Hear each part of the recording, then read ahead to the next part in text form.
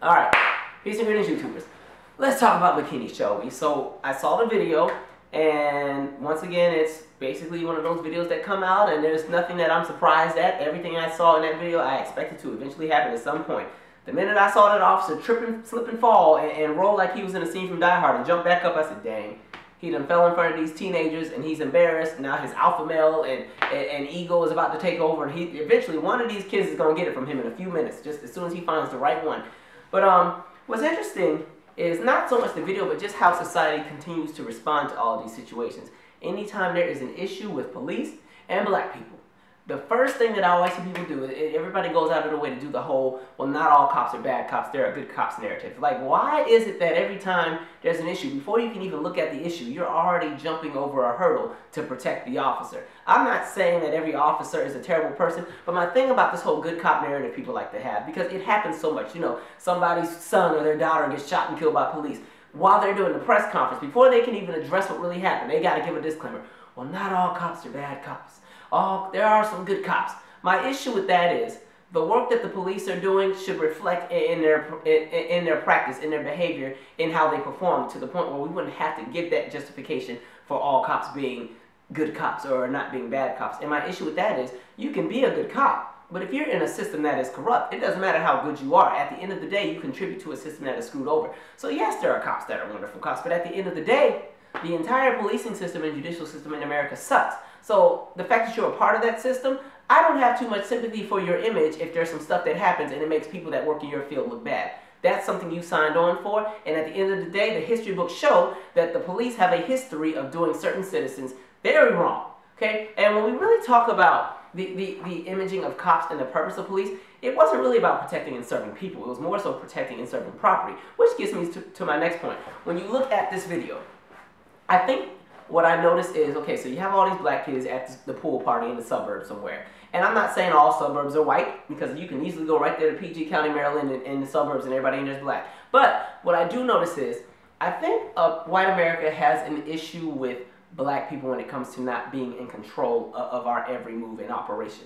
Like, white people love diversity and they love all that as long as they're in control of it. As soon as there's an environment where they don't have the upper hand in everything, they go to the most extreme solution, call the police. Every single time. Like, and it's funny. Like, you know, and as a kid who grew up in the suburbs, I can attest to that. If you grew up in a suburb or like a subdivision that was majority white, and you had a basketball hoop in your neighborhood, and too many black kids started playing basketball at that park at night, eventually your neighborhood took that basketball hoop down. Every single neighborhood I grew up in, especially when I was in Washington State, it literally, the basketball hoop it would never be in the neighborhood. They would take it down. Why? Too many black kids out there. Yeah, too many Nissan Altimas parked around the neighborhood. You know, too many tinted cars, and, you know, there might have been a fight or two. Just take the hoop down. Just get rid of the whole thing. You know, there's that issue of control. That's why when you watch these videos, the white people are so uncomfortable on the subway. Because for the one time during their tenure through the day, they get somewhere, they're not in control of the entire situation they're in. They get on that train, and that train has to stop through a certain neighborhood, and there's going to be people that get on that train that are from a different cloth than them. Oh, that is the most entertaining thing to watch. The level of uncomfort that they are suffering from. Just, you know, everyone's tight like this, and they don't want to look at anybody, looking at the floor or whatever, or you know, they'll sit on the outside of the seat so nobody can sit by them. Or what's even funnier, sometimes they'll get on the train and there'll be open seats, but it's seats by people that they really don't want to sit by. So they'll go ahead and stand up for 40 minutes on the train rather than just sit down, because there's that much issue, that much level of uneasiness. And it's not saying that they're racist, but it deals with the cultural clash, with the fact that if you're not used to being around people who you are not in culture cohesiveness with, then automatically there's a wall that you put up. And white people do that all the time with black people. So when I kept thinking about this scenario, I'm like, hey, my scenario would be some white person in the neighborhood got uncomfortable, too many black kids in his neighborhood, they probably having too much fun, got the loud music, they probably got some grills on, and there might have been a kid that was a little bit too turned up for their liking. And because this is my suburb that I live in, and I moved out in the suburbs away from the wild, radical city so that I can be safe in my secure environment where everybody looks like me, and if they don't all look like me, at least they all share my same values, then if that is compromised, I need to do the most extreme thing. I need to call the police. So the police are there, and the police come up in here like it's a freaking scene out of some type of horror action flick. Like the cops are running and jumping and they're pulling out the gun. All these kids just getting popped upside the head and everything. And I'm like, well, what did the kids actually do? That's why it was very entertaining to watch this officer just yell and scream at all these kids. You would have thought that these kids did something terrible. And just as a contrast to that situation, you saw how extreme the police were with these teenagers. However, earlier this week, if you saw the guy in Atlanta airport walking around with a loaded AR-15 or AR-57, whatever the gun's called, loaded freaking assault rifle strapped to his back in the airport, just walking, having a good time. And yes, he has a license to carry. Ain't nobody said nothing. The officer came and, well, hey, don't you think it might be a good idea to maybe not come in the airport with that? Because you're scaring some of the people. When it comes to white people and their guns or a lot of things that they do, there's not that extreme element of fear and that urge of that need of urgency. That's not there because for some reason, there's like a level of comfort with white people even doing their shenanigans. And then when you do the contrast, you have the guy in Ohio that was at Walmart and he had the BB gun that he got from the store, or it was in the store, he was walking with it. The police came in and shot him straight point blank. There was no time for discussion. Nothing. Same with Tamir Rice. Oh, he had a BB gun. He was playing. Police pull up. Boom. Shoot him in 2 seconds. Boy didn't even have time to comply. And that's where things are. And my issue with America's response to like this situation, I'm looking at the comments. Everybody's like, well, the teen should have done this. They should have been on this sidewalk. They should have done this. When the cop said this, this is what they should have done. And my issue is, why is that whenever we get shot in the ass or beat up by police, y'all always have the solution with everything that we should have done? However, if the tables are turned and it's the other way around and something happens to one of your kids, then all of a sudden you want to stop the whole world. You want to have a press conference, everything. You want laws changed and then the president signing a new law, Greg's Law, or whatever, to protect Greg from never having to worry about whatever happened at the computer lab. It's crap like that all the freaking time. It's just very interesting to me that I don't see anything that the kids actually did wrong. They were being teenagers. The officer kept yelling at them, telling them, well, get off the sidewalk. You guys go over here. What are they going over there for? Why are they moving? First of all, you guys came. There's not a reasonable threat. Nobody has done anything. Nobody is armed. Nobody has been hurt. It's just a disturbance call. And they showed up as if it was the freaking Fight Club in the neighborhood. So to watch this officer go and pound this random girl who's probably 90 pounds in her bikini, and you slam her to the ground, you're pulling her by her hair, you put your knee in her back, and you keep yelling at her while she's crying, and you're trying to tell her, when you keep doing this, you're going to go to jail. She is like, I didn't do anything. You need to stop fighting and resisting. I'm not resisting, but if you got your knee in my back, and my back is supposed to bend one way, you have your knee in my back, so it's bending the other way, that crap freaking hurts. Especially if you're already about 200 pounds and you're putting all your body weight in my back. I'm sure I'm not going to be able to just stand still and comply right away. You need to get off my back. That crap is not comfortable.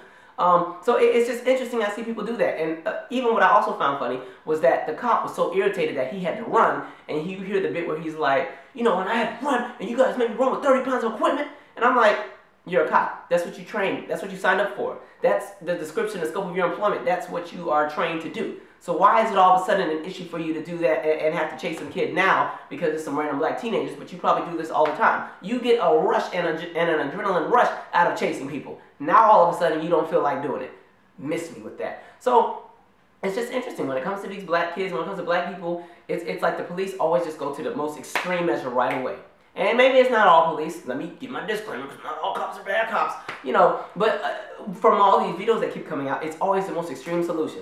The police were too aggressive. It wasn't even that deep. Okay? If you wanted all the teenagers to get out, all you had to do was show up at the party, and they would have dispersed. The issue was, when they broke that party up, black people, we're real social. We're going to leave. We're going to leave, but we're going to leave on our time. As long as we're not bothering anybody, we're going to keep talking. We're going to regroup and plan and see if we got another friend in the neighborhood that has a pool, since we can't go to this one anymore.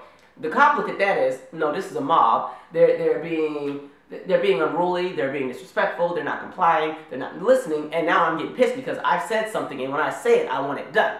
So now he's yelling and cussing out all the kids, and now all the kids got to sit down. Any kid that's on this side of the side, you need to be on the ground. What are we on the ground for? There's not a sniper shooter running around, but that's literally the complex that a lot of these cops have. And like I said, that alpha male ego kicks in, especially when the cop fell and he was embarrassed. As I already said, emotion and logic never go together. Once you're emotional, that's what takes over. It takes over your logic. So he was overly aggressive with these kids, which is why he got suspended. And it's just funny to me. But the thing about it is, the police always do the most extreme when it comes to black kids or black people. When it comes to time for solution, the most extreme thing. Let that have been some random white kid ready to shoot up everybody, and he had a hostage in the window. They would have brought out the counselor with the speakerphone. Sam, This is Greg. I'm your friend. I'm here to talk. Let's just have a conversation. How was school? Us? I'm Tamir Rice. We told you. Well, we done shot him already. Yeah, I thought it was a grown man. I know he's 12. He's probably like 70 pounds, but yeah, I thought it was a grown man. I feared for my life. I was so afraid. You know, I've trained for this job, and I've trained to protect and serve, and I knew that what I was getting into would require me to do things where sometimes my life just may be in danger, but I'm scared all the time. I'm scared of 12-year-olds in the neighborhood playing with toy BB guns, and I'm just scared of everybody and everything that doesn't look like me, because they're all just so inhumane. I have to just do the most extreme thing and shoot first, ask questions later.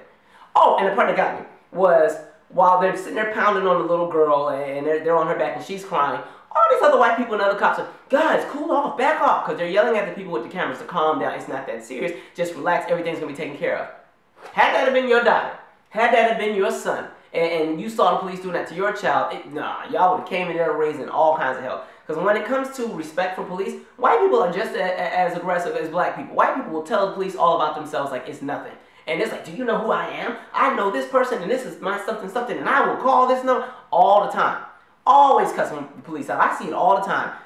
Yet, comes to us, you know, we just want to make sure we're not going to die over a pack of gum, and we got to calm down, and it's not okay for us to stand and make sure that our friend who's all of a sudden being detained for standing on the wrong side of the sidewalk, just because all of a sudden, you know, that's an issue. You need to step back. You need to calm down. Why do you have the camera out? It's not that all that isn't necessary. You need to calm down and let the police do their job. The police are not doing their job to a satisfactory manner. That's why we're all out here protesting and complaining, and everybody's standing here. Nobody wants to leave because we know there's a history. When the police get by themselves with certain people, people die.